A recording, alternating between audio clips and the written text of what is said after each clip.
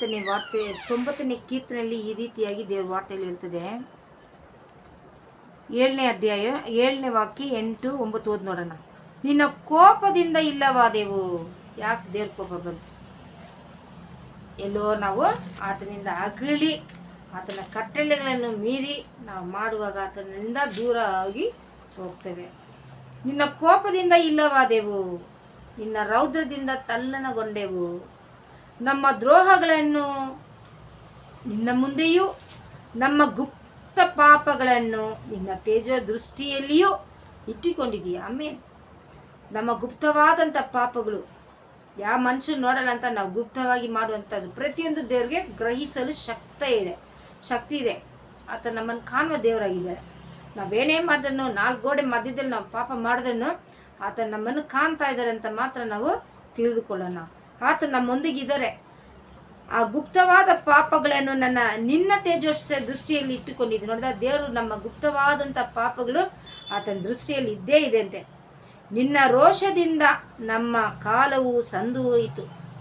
ಆತನ ರೋಷದಿಂದ ಆತನ ಕೋಪದಿಂದ ರೋಷದಿಂದ ನಾವು ಕಾಲವು ಸಂದೋಯ್ತು. ಎಷ್ಟೋ ಜನ 100 ವರ್ಷ ಇರ್ತಾರೆ, 150 ವರ್ಷ, ಅಧಿಕವಾಗಿ ಅಂತ ಆಯುಷ್ ದಿನಗಳನ್ನು ಆ ಕಾಲದಲ್ಲಿ ದೇವರು ಕೊಟ್ಟಿದ್ದಾರೆ. ಅದು ಈ ಕಾಲದಲ್ಲಿ 70 80. ಆ 70 ನೋಡೋದು ನಾವು ಅಸಾಧ್ಯ.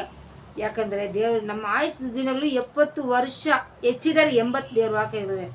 ಕಷ್ಟ ಸಂಕಟಗಳೇ ಅದರ ಆಡಂಬರ. ಅದು ಬೇಗನೆ ಗತಿಸಿ ಹೋಗುತ್ತದೆ, ನಾವು ಹಾರಿ ಹೋಗುತ್ತೇವೆ.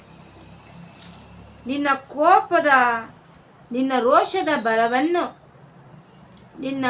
ಕೋಪದ ಬಲವನ್ನು ಭಯಭಕ್ತಿಗೆ ಕಾರಣವಾಗಿರತಕ್ಕ ನಿನ್ನ ರೌದ್ರವನ್ನು ಗ್ರಹಿಸುವರಾರು. ಆತನ ಕೋಪವನ್ನು ನಾವು ಗ್ರಹಿಸೋಕ್ಕಾಗುತ್ತಾ? ನಮಗೆ ಮನುಷ್ಯಾದ್ರೆ ಹೊಡಿತಾರೆ, ಅದು ದೇವರು ಆ ರೀತಿ ಅಲ್ಲ. ಆತನ ಕೋಪದಲ್ಲಿ ನಾವು ಇಲ್ಲದೆ ಹೋಗ್ಬಿಡ್ತೀವಿ.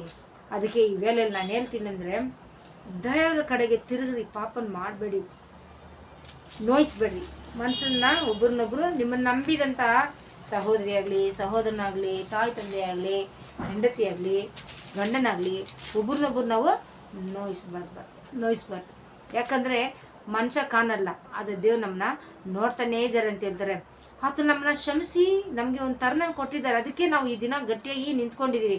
ಸಪೋಸ್ ಅದನ್ನು ಕೈ ಬಿಟ್ಬಿಟ್ರೆ, ನಾವು ಹಾಸಿಗೆ ಇಟ್ಬಿಟ್ರೆ ಯಾರು ನಮ್ಮನ್ನ ಎಬ್ಬಿಸ್ತಾರೆ? ಅದಕ್ಕೆ ಈ ವೇಳೆಯಲ್ಲಿ ಎಲ್ಲಿ ನೀವು ಬಿದ್ದಿದ್ದೀರೋ ಅಲ್ಲಿಂದ ನೀವು ತಿಳಿದುಕೊಂಡು ದೇವ್ರ ಕಡೆಗೆ ತಿರುಗ್ರಿ. ಮನುಷ್ಯಂಗೋಸ್ಕರ ದೇವ್ರಿಗೋಸ್ಕರ ತಿರುಗ್ರಿ. ಪಾಪನ ಬಿಟ್ಟು ಅದನ್ನು ಹುಡುಕ್ರಿ. ಆವಾಗ ದೇವ್ರು ನೀವು ಕೂಗಿದಾಗ ಬಹು ಸಮೀಪದಲ್ಲೇ ಇರ್ತಾರೆ.